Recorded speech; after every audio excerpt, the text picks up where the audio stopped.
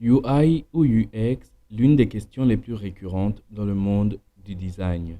Bien que souvent placés dans le même panier, eh ben, il faut savoir que le UI et UX design se complètent idéalement mais ne se ressemblent pas.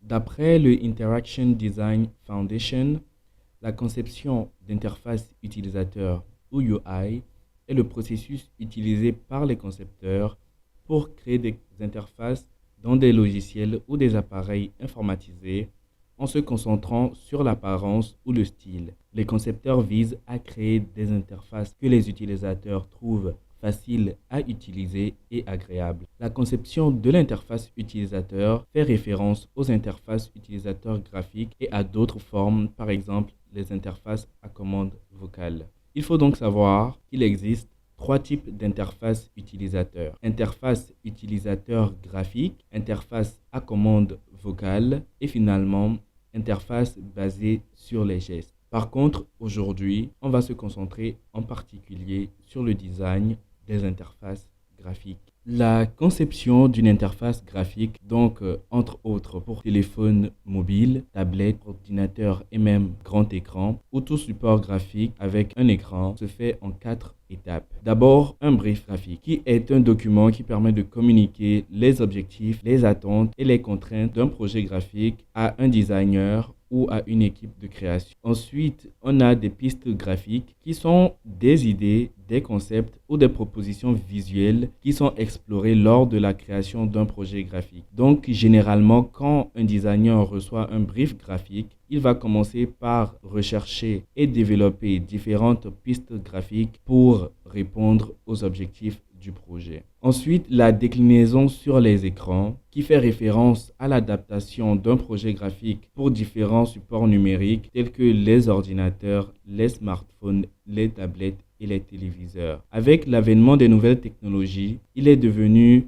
essentiel de concevoir des designs qui s'adaptent de manière optimale à ces différents écrans.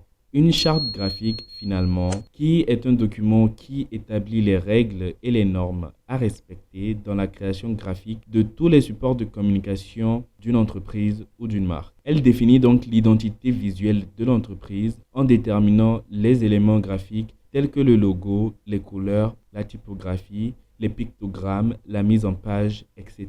D'un autre côté, nous avons le design UX ou design de l'expérience utilisateur. Ce type de design est le processus de création de produits et de services faciles à utiliser, efficaces et agréables pour les personnes qui les utilisent, et il se concentre sur la compréhension des besoins et des comportements des utilisateurs et donc sur la conception de solutions qui répondent à ces besoins. Il faut comprendre qu'en UX design, l'objectif est de créer une expérience globalement positive pour les utilisateurs en tenant donc compte de leur interaction avec un produit ou un service, donc une application mobile ou une application web par exemple. Cela inclut donc des facteurs tels que la disposition, la fonctionnalité et le design visuel. L'objectif est de rendre le parcours de l'utilisateur fluide et intuitif afin qu'il puisse accomplir ses tâches facilement et de manière agréable. Pour réussir en UX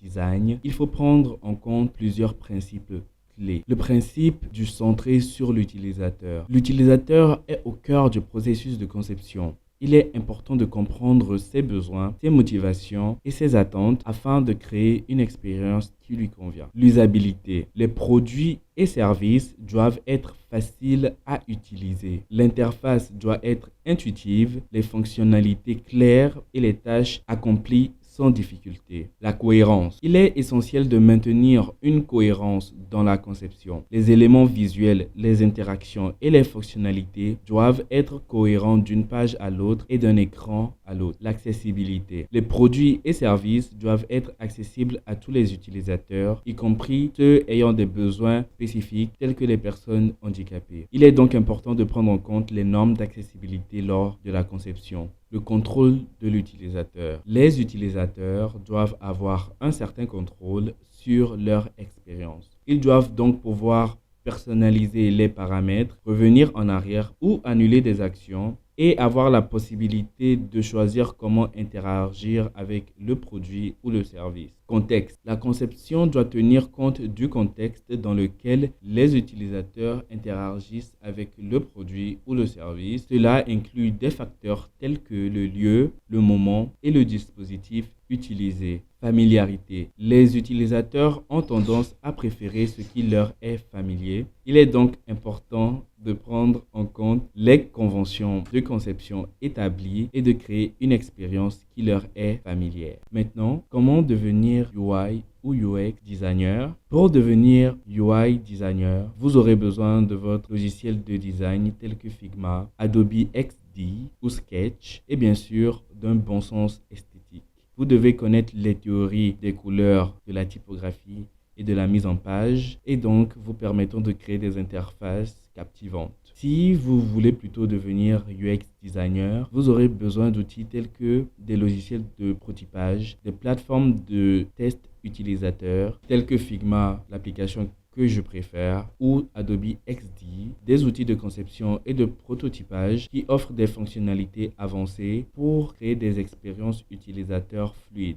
Hotjar, un outil d'analyse de l'expérience utilisateur qui permet de collecter des données sur le comportement des utilisateurs sur un site web. Maze, un outil de test utilisateur qui permet de recueillir des commentaires et des données quantitatives sur l'expérience utilisateur. Et bien sûr, d'un esprit curieux. En tant que UX designer, vous devez comprendre le comportement de vos utilisateurs en menant des entretiens, des enquêtes et des tests d'utilisabilité pour vous assurer que les designs répondent aux besoins des utilisateurs. Pour vous former, vous avez accès à des tonnes de ressources gratuites sur YouTube ou même sur des plateformes comme Coursera où j'ai obtenu un certificat en UX design. Alors, quel chemin pour vous, UI ou UX? Eh bien, chers amis, le choix vous appartient. En fonction de vos talents naturels, vous serez attiré par l'un des deux. Donc, je vous conseille d'essayer au moins pendant quelques temps pour voir votre préférence. Souvenez-vous aussi que le monde a besoin des deux, UI et UX. Alors, n'hésitez pas à apporter vos talents uniques à ce domaine en constante évolution.